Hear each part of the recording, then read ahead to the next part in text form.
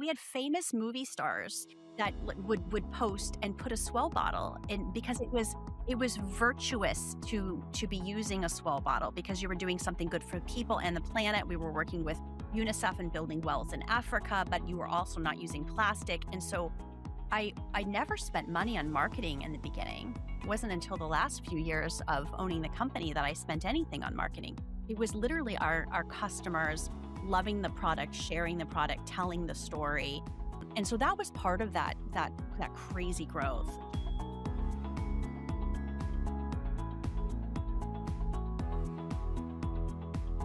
Welcome back, everybody, to the HBS Women's Association Leadership Chronicles podcast. I'm Sarah Alter, and I'm joined by my incredible co-host, Sherri Sklar. Hi, Sarah. Nice to see you again. Always a pleasure and a joy. Today, we are speaking with someone whose story blends ingenuity, grit, and purpose. Sarah Kauss, MBA 2003. She is the founder of Swell, that iconic brand that helped displace more than 4 billion plastic bottles and redefined what sustainability should look like. She bootstrapped Swell with $30,000 of her own savings, and she grew it to over $100 million in annual revenue. And today, she's an investor, she's an advisor, she's a mentor to the next generation of founders. Sarah, we are so honored and thrilled to have you today. We cannot wait to have this conversation and share your story. So thank you again for joining us. I'm honored to be here. Thanks for having me on. Welcome, Sarah. So excited to talk with you. I know. Okay, and most importantly, we all need to show our Swell bottles. Cheers. Yay. They are beautiful. Thank you. So listeners, if Thanks, you do Sarah, not have... for creating this. We're well hydrated on this meeting today. Yeah. All right. Well, let's start with your childhood. Grew up in Jupiter, Florida, and then you later moved to a very new region, to the mountains, Boulder, Colorado. We'll get there. But what did your childhood, your upbringing, your parents, what did that teach you about, possibility and resilience and innovation? Oh, sure. I love starting there. I had a super happy childhood in Jupiter, Florida. It's a small little town. It's much more popular now, but growing up, it was easy time. It was the 70s and 80s, right? So it was the Huffy bike, and it was sort of digital footprint and worrying about some of the modern age that we parents think about now. But my parents were both entrepreneurs and worked quite a bit. But they were excellent parents. So they were home for dinner every night. We had lots of conversations, lots of fun times. And I look back on that and, especially being a mom now, just trying to think about the lessons that I should be teaching my son, based upon what they were seeing in their day-to-day life and, how do you impart those lessons on your kids? But it was a really wholesome, lovely place to grow up. I was a nerd. Growing up, I loved school. I loved reading. I hated going outside. And my parents basically signed me up for the Girl Scouts and kicked me out of the house to go to camp. And I think it was the most important thing they did because it really got me to be a mini environmentalist as a child, to understand our natural world and the beauties and the importance of protecting it.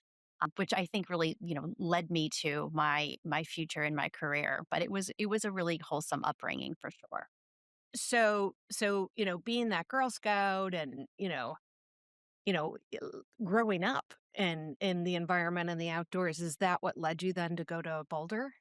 It was. I was lucky enough to go off to Girl Scout camp in Wyoming, and I fell in love with the West. And so my parents let me go off to University of Colorado in Boulder. And it was just a wonderful place for an undergrad degree. And all of my science classes at Boulder were outside. So it was hiking and looking at trees and rocks and clouds. And it was a really environmental school.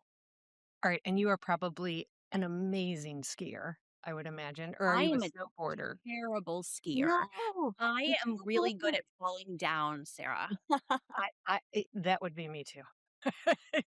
That would be me too. So while you were there, and this is what I love, you decided accounting. You became a Accounting. CPA. I know And of all what of the good prompted things to that? So I worked through school, and my job as an undergrad was working in the career development office, and I helped students get ready for their first interview. So writing resumes and practicing their interviews, and I realized that the accounting majors could basically interview for almost any job, and they had pretty secure futures. And I was studying marketing at the time, and I realized that marketing really was leading me more to a sales job, and I wasn't really cut out to be a salesperson. Later in life, I think I picked up sales skills reluctantly, You but must have because you were so effective. thanks, Sherry. Thanks, Sherry. But yeah, I quick changed my major to accounting and went off and became a CPA. So so all that you studied and and then all that you picked up from college and your childhood, what were some of the traits that you had that I think propelled you to become an entrepreneur? And then were there some traits where you're like, okay, this isn't going to work as an entrepreneur?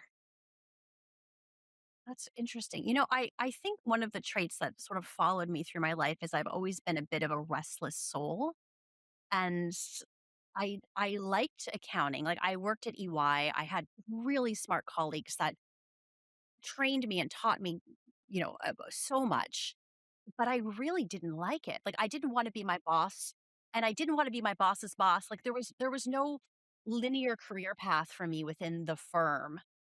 I wanted to jump over the table and become one of my clients because they were doing they were entrepreneurs and they were doing interesting things. They were building and growing and I was crunching their numbers. And so I think the trait that really came with me through my life was just being curious and restless and always looking for something else. So that was that moment that really prompted you to see the world differently. I love that. And so that's a perfect segue, I think, to how you got to HBS. What triggered your thought that you wanted to go to business school and why HBS? Was there anything from that desire to see the other side of the coin, so to speak, from accounting? Or what So was it? absolutely. So, I was to date myself a bit, I was working at EY during .com one. So I was actually working I'm transferred from Denver to Los Angeles with the firm. And I was working with the first .com companies back in the late 90s. And the common thread of my entrepreneurial clients was most of them had MBAs. And I didn't have the idea of my entrepreneurial venture. It would take years for that to come.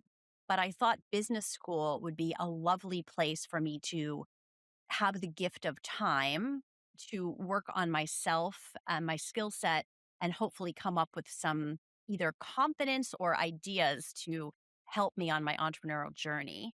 And so when I thought about going to business school, I thought, well, if I'm going to go to business school, I should go to the best business school in Yes. the world.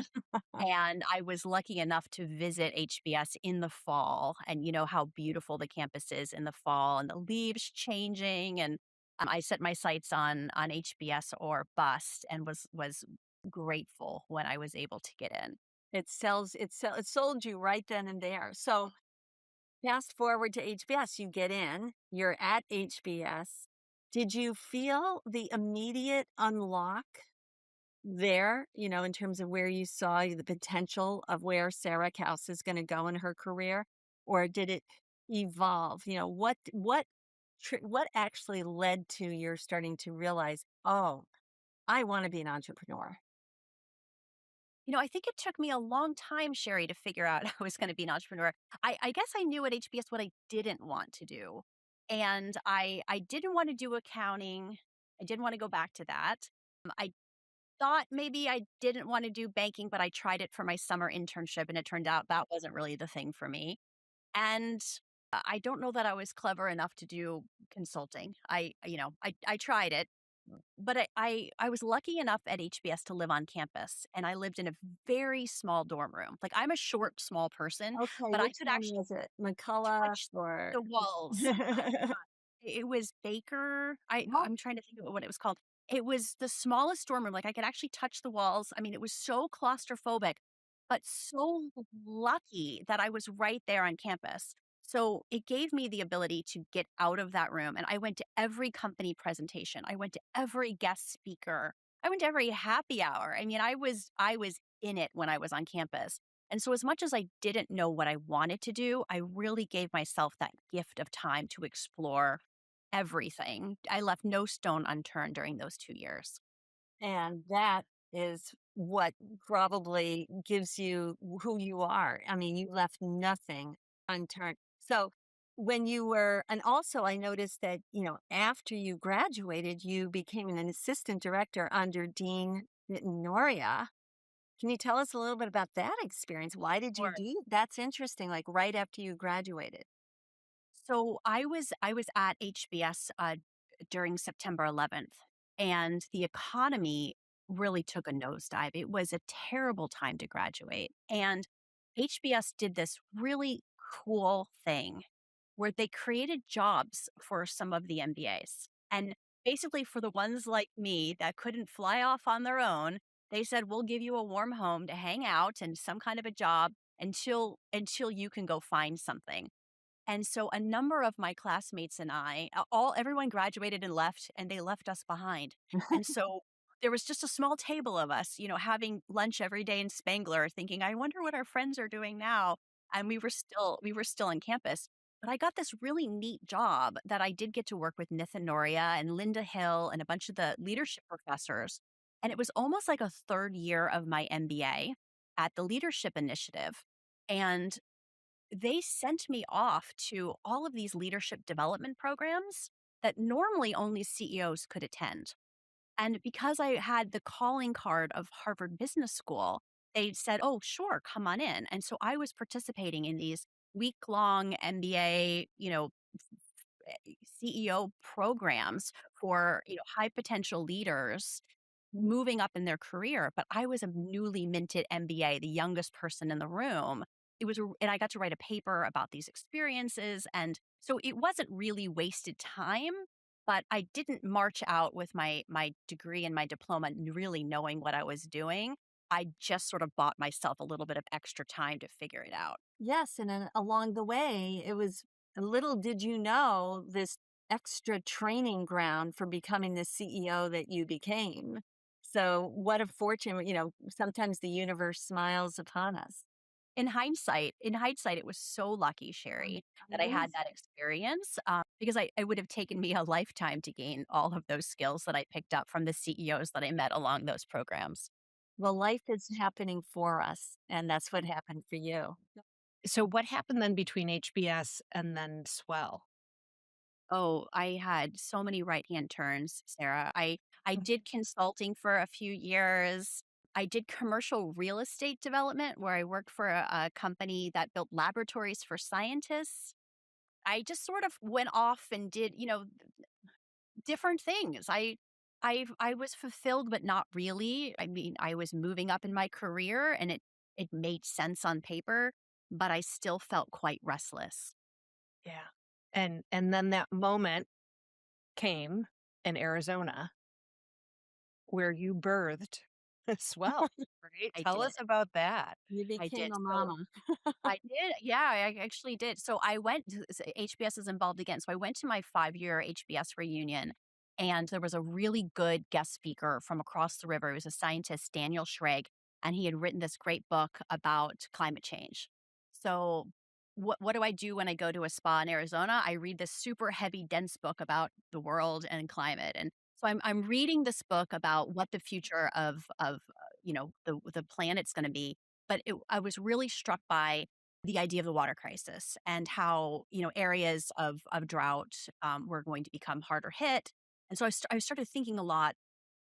And then meanwhile, I go on a hike on a hot day and said, somebody really should create a better water bottle, something that's insulated and keeps things cold and doesn't break when you drop it and something fashionable. And then I'm reading this book about the water crisis. And I had sort of this literal epiphany moment of thinking, maybe I'm the person that's supposed to create this thing. And I sat down there in Arizona with my mom and I wrote a 2-page business plan for Swell and literally just got started that day. And what's so amazing too is that, because you're a CPA, right? Your mind thinks through numbers, right? Through data and facts. But at that point, you morphed beyond that. You're like, because the numbers would stop anybody, right? Like No, if you the numbers would stop, honestly. And what I know now, there were entire chapters that were missing out of that business plan. It was very optimistic and naive, I would say.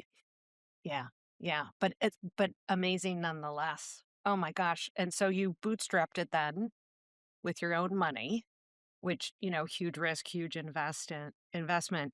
Like, what other than you felt like it was your responsibility to create this product and which would benefit the world, the earth, right? What was that conviction that You know, I you could take really the risk? thought I really thought that if I created a product that looked better, worked better, and was doing something purposeful. So, you think back to this was 2009. There weren't a lot of companies that were doing sort of the buy something and give back, at the time. Like the Warby Parker, I would say was, probably on my mind. But I really thought if I created a product that wasn't just helping the planet, but helping people and sort of told a story, that it would sort of make more sense than just a product sitting on a shelf somewhere. And that was the thing that got me really excited about just tying the message together with the product, that I couldn't really get out of my mind, that it was more purposeful and meaningful than just a water bottle. And then you shared with us before, you tapped back into HBS in a couple of different ways. You tapped back into your network of friends and classmates, and you established a partnership with HBS. Talk to us about that. Sure. And so Sarah, circa, 2009, all of my good friends were my classmates, from Section J. And so the nice, lovely thing about an HBS section is just the sheer diversity of individuals and backgrounds. And so when I thought about how do I manufacture a product, well, I had friends that came from manufacturing.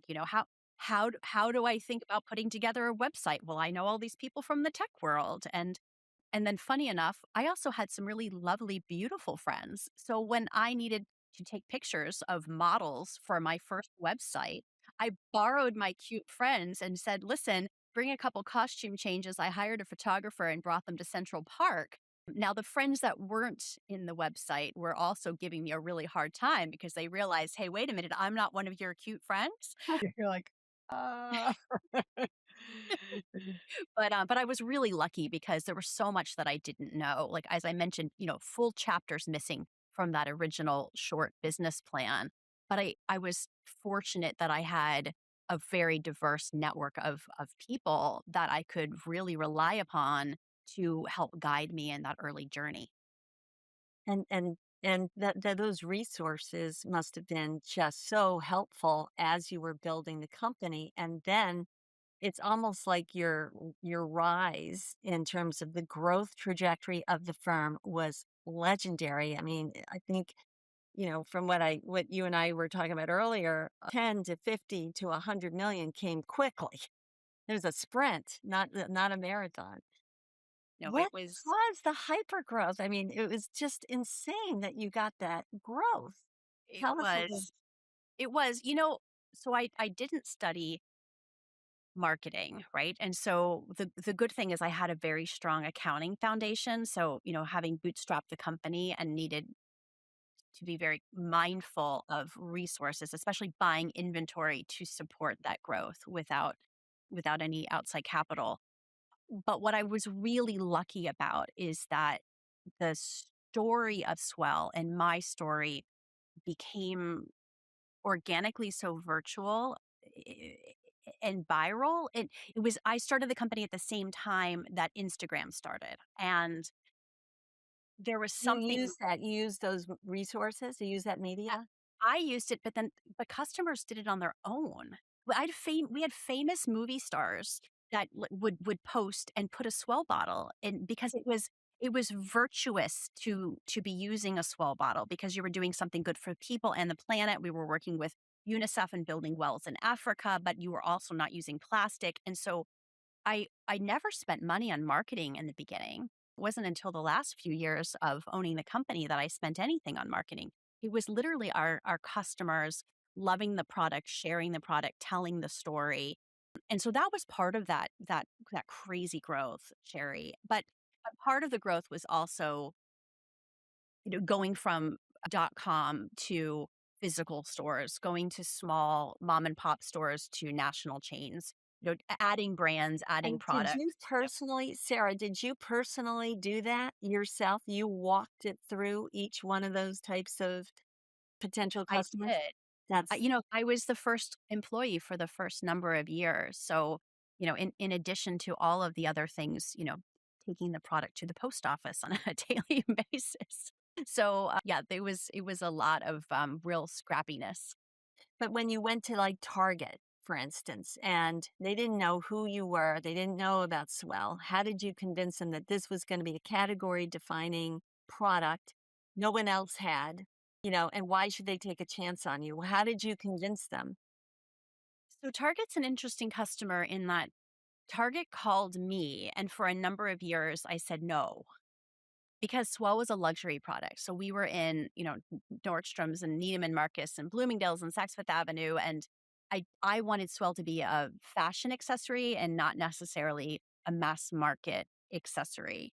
And so Target had been calling me for many years. And finally, I thought it was time. It was time. And so the Target buyer flew to New York to meet with me. And we had a very memorable meeting. In fact, I made her dinner because what do you do with someone who's Minnesota nice? You don't go out for a chic New York meal. So it was classic New York because I was living in an apartment that didn't have a kitchen, but I had a crock pot and a hot plate. And so during the day, I snuck home to make sure the crock pot was still on, that the power hadn't gone out and had turned itself off. But we had a really nice dinner, like myself and some team members at the time with our proposed target buyer, and we hatched up a really beautiful business. From that dinner, she wound up giving us a full end cap in Target, and in 6 months, we did almost $20 million in sales. That's crazy. Yeah. That's crazy. Yeah, I and mean, all thanks to the crock pot. well, it's your homespun, genuine character, that was shining through that, you were genuine. You were and what I was thinking about as you were talking about the growth, this incredible hyper growth, it's a confluence of you had the purpose of the company that was front and center that everybody could relate to. And you had social media come into play just at the right moment. I mean, to have a company like Target come knocking at your door, that's like the stuff that dreams are made of. So that's incredible. So what did you learn about that kind of hyper growth, as you were actually facing this incredible growth that you made happen? What were some of the lessons from that? And take us to, where you are today. Yeah, I've so many lessons. I never had the right people at the right time because I was bootstrapped and because we were growing so fast. And so it wasn't just a matter of hiring quickly, it was oftentimes up hiring for the level that we needed. And I mean, that's one of the things I work with founders and entrepreneurs on is thinking, who are you going to need 6 months, a year from now? And let's hire there instead of what you needed 6 months ago. And so upscaling the team, I think, is one of the things that was always challenging, coming down to having the right people in the right seats. I mentioned earlier, but financing inventory and growth with a long lead manufacturing lead time, selling into large retailers that you oftentimes give an interest-free loan to because they have net payment terms, and trying to manage that level of physical product and growth, in a bootstrapped environment was always a challenge. Fun, yes. And then, I would say having the right partners at the right time too. I think learning to say no to some partners when we potentially weren't ready, um, was always hard because enthusiasm kicks in, and it's easier sometimes to say yes. But, having the right partnerships, I think definitely helped with that growth. So many lessons in there that I'm sure that now, fast forward, you're using in your advisory work and board work. But anyway, along the way, you became a mother, I think, at some point through this. So, and I know, Sarah, you have a bunch of questions on Yeah. that Yeah. Yeah. chapter for Sarah. Yeah. And equally, if not more important role, Yes. motherhood. What, since becoming a mother, like how has that impacted your leadership style? Oh, wow. Thank you for asking about that. I have to say I'm so lucky I didn't miss the boat on that one. I'm a late bloomer, so I got married late. I had my baby late, and it all worked out. It all fit in like it wasn't, on some kind of a map, but I have a almost 8-year-old now, and it's just so fun. And I think being a mom has allowed me to maybe take myself a little bit less seriously, right? You have to be a bit goofy when you have a little one sometimes, and it's also really helped me prioritize. In fact, I just said no to something major that my younger self probably would have jumped into head first because I really like spending time with my son and being present as a mom. So I'm a lot more careful about my book of work now because I share my time with someone else. Yeah. Yeah. Yeah.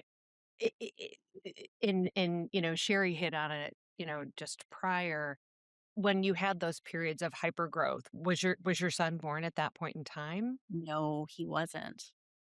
So I was really lucky that I could work like a crazy person. Not only could I work like a crazy person, but I kidnapped my husband, my now husband, to basically come and work like a crazy person for me as well.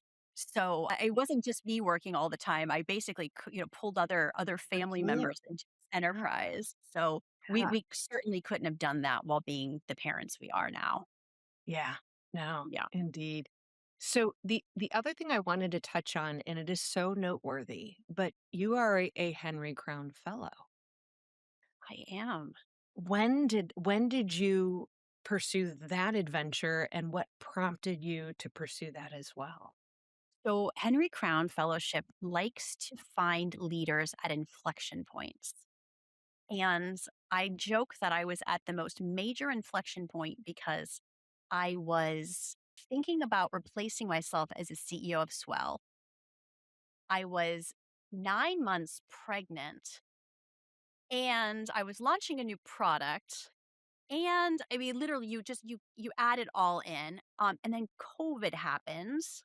So, God bless my husband. We went off to the Aspen Institute when my son was a month old. I basically gave up my cell phone and said, "I'm going into fellowship now, and I'll see you later." And it turned out to be just literally the right cohort of wonderful leaders around me. At the time, I was really considering transitioning out of my business, selling the business, becoming a mom, moving on to being an investor and advisor and other things. It was a big life change. I don't know that I should have taken that all on at the same time. But I thought, well, I'm going to take a little time off for maternity leave anyway. Why don't I just cram this fellowship in here? So, Totally. yeah. Yeah. No, I was just gonna say, my husband and I have this theory. If you're gonna change one thing, you might as well change three, because then Right. you worry a little bit less about each one instead of just, completely obsessing over one. So you did the perfect thing. Oh, I like that, Sarah. Yeah. Might as well Yeah. just change it all up. Yeah. Yeah. Yeah. Well, you got to look at the big picture, and I think that's what you were constantly balancing. So that was pretty cool. But how did you actually know it was the right time to sell Swell? What were the things that were going through your mind at that point? I never thought about selling the business. I had investors that came to me, wonderful investors all along, that I always was working on something. There was never the right time because I was always nurturing some new product, launching an ERP system, training up a new team. There was never the right time. So I don't really have regrets in not selling sooner, but it just never crossed my mind because I loved building. Did you see yourself wanting to grow and be with this business for the rest of your career, or that wasn't in your mind? And then all of a sudden, something triggered the thought that I should sell. You know what triggered the thought? I don't think I really thought either that this was going to be a legacy family business for me forever, but I also didn't think about what was the right time to sell. There was never like, okay, when we hit this milestone, that's going to be the sales date. I probably should have been thinking about that. But I'll tell you, COVID happened and it was a really difficult time to make something, ship something, sell something, get paid for something. Everything got harder. I was also then working at home with the baby at home.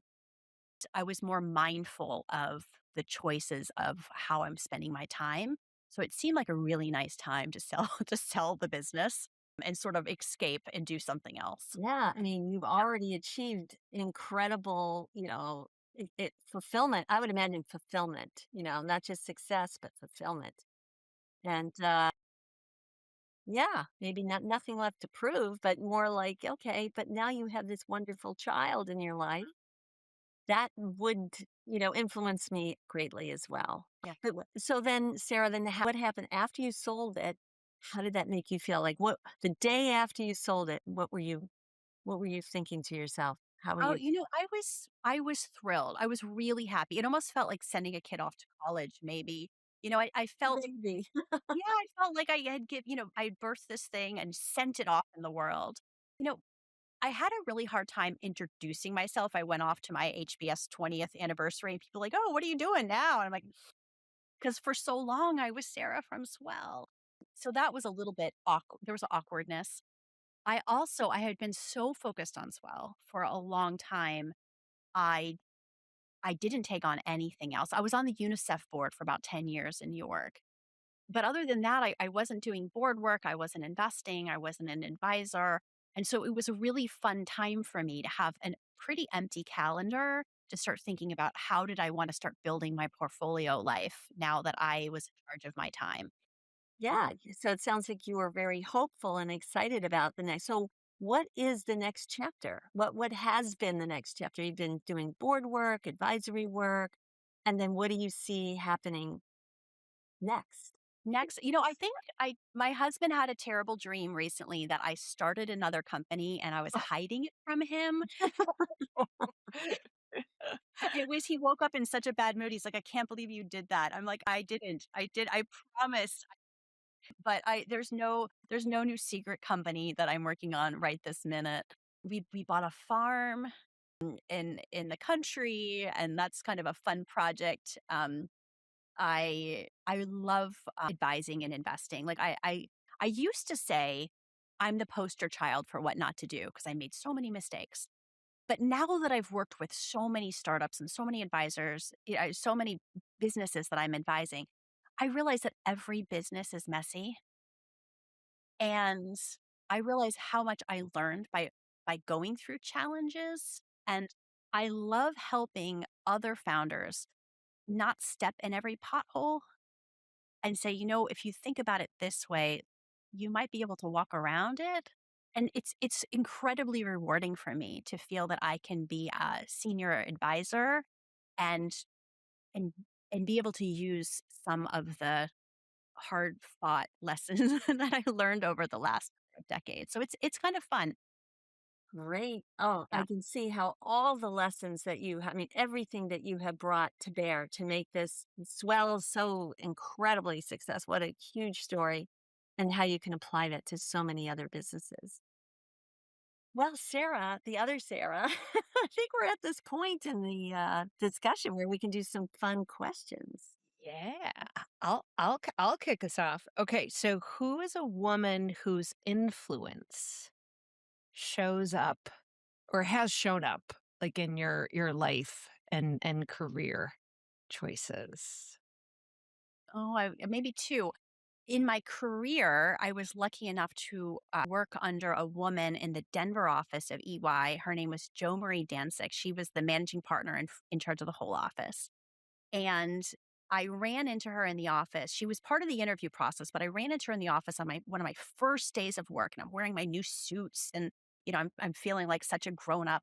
And she pulled me aside and she gave me this advice to really take charge of my career, to ask for the clients I wanted to work on, to try to go find the mentors within the firm that would take me along. And she was such an advocate for young women, but the fact that she basically told me to stomp around and make sure that I was taking care of myself there, I think really gave me a voice as a young person professionally.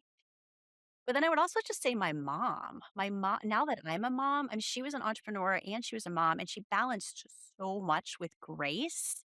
I speak with her multiple times every day just to say thank you because now I see it. I see how hard it is. And she really taught me how to balance a lot of things.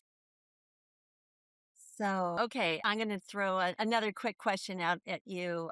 The moment you realized you were braver than you thought. So I did this excellent elevator pitch that probably changed my life, but I ran into Howard Schultz, the CEO of Starbucks at the time, at a Starbucks opening. And I said earlier in this, I'm not a salesperson. I'm not shy, but I have a hard time selling myself. Well, But I you were so realized that I good, was, so effective. oh God, no, I got in there and in 90 seconds convinced Howard to give me an hour and a half of his time. And from that, we literally launched Swell globally. Oh my And goodness. I was Was that so a happen was that an accident that you were in front of him, or did you on purpose somehow got to an event where he was there? You knew you were gonna talk to him. it was an accident. I mean, I was working with Starbucks at the time, and I went to an opening. I didn't know he was gonna be there, but we were selling out in the few stores we were in, but they said they didn't have the budget to put us in more stores.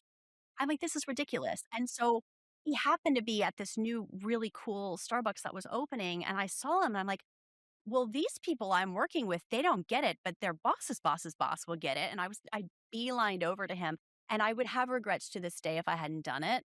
I would do one of those things I would still feel like, "Oh, we could have really gone big," because it was good for sales to be in Starbucks, but it was excellent for brand recognition because they put us in almost every store, like, all around the world with a sign. Like, what would you pay for that signage?